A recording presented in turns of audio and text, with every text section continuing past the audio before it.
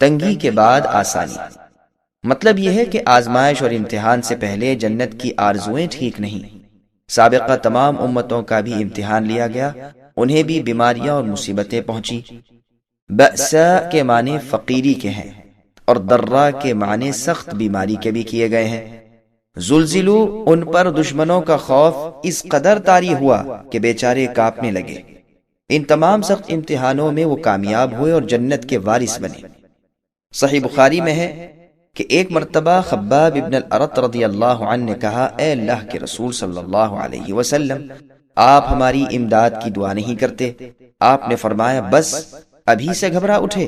سنو، تم سے اگلے موحدوں کو پکڑ کر ان کے سروں پر آرے رکھ دیے جاتے تھے اور چیر کر ٹھیک 2 ٹکڑے کر دیے جاتے تھے، لیکن تاہم وہ توحید و سنت سے نہ ہٹتے تھے۔ لوہے کی کنگھیوں سے ان کے گوشت پوست نوچے جاتے تھے، لیکن تاہم دین الہی کو نہیں چھوڑتے تھے۔ قسم اللہ کی، اپنے اس دین کو اللہ تعالیٰ اس قدر پورا کریں گے کہ بلا خوف و خطر صنعاء نامی علاقے سے حضرموت نامی علاقے تک کا سفر ایک ایک سوار کرنے لگے گا، اسے سوائے اللہ کے کسی کا خوف نہ ہوگا۔ البتہ دل میں یہ خیال ہونا اور بات ہے کہ کہیں میری بکریوں پر بھیڑیا نہ آ پڑے، لیکن افسوس تم لوگ جلدی کرتے ہو۔ قرآن میں ٹھیک یہی مضمون دوسری جگہ ان الفاظ میں بیان ہوا ہے، الف لام میم احسب الناس ان یترکوا الآیات، یعنی الف لام میم، کیا لوگوں نے یہ سمجھ رکھا ہے کہ وہ محض ایمان کے زبانی اقرار سے ہی چھوڑ دیے جائیں گے اور ان کی آزمائش عملاً نہ ہوگی؟ ہم نے تو اگلوں کی بھی آزمائش کی، سچوں اور جھوٹوں کو یقیناً ہم علیحدہ علیحدہ کر کے رہیں گے۔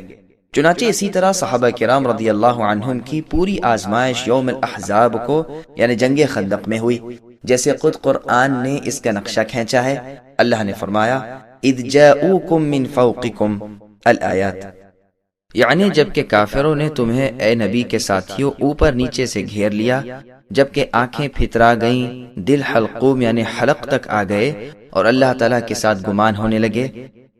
اس جگہ مومنوں کی پوری آزمائش ہو گئی اور وہ خوب جھنجھوڑ دیے گئے، جبکہ منافق اور کمزور یقین والے لوگ کہنے لگے کہ اللہ اور رسول کے وعدے تو غرور ہی کے تھے۔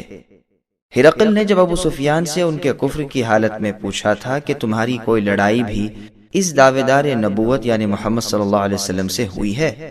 ابو سفیان نے کہا، ہاں۔ پوچھا، پھر کیا رنگ رہا؟ کہا، کبھی ہم غالب رہے، کبھی وہ غالب رہے۔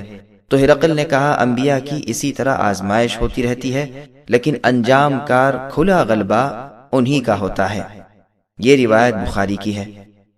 مثل کے معنی طریقے کے ہیں، جیسے اور جگہ اللہ نے فرمایا، وَمَضَى مَثَلُ الْأَوَّلِينَ، یعنی اگلے مؤمنوں نے مع نبیوں کے ایسے وقت میں اللہ تعالیٰ کی مدد طلب کی اور سختی اور تنگی سے نجات چاہی، جنہیں جواب ملا کہ اللہ کی امداد بہت ہی نزدیک ہے۔ جیسے اور جگہ ہے، فَإِنَّ مَعَ الْعُسْرِ يُسْرًا، یقیناً سختی کے ساتھ آسانی ہے، برائی کے ساتھ بھلائی ہے۔ سبسکرائب کیجئے ہمارے چینل اور دبائیے بیل کا آئیکن تاکہ آپ کو ریگولر نوٹیفیکیشن اپڈیٹس مل سکے۔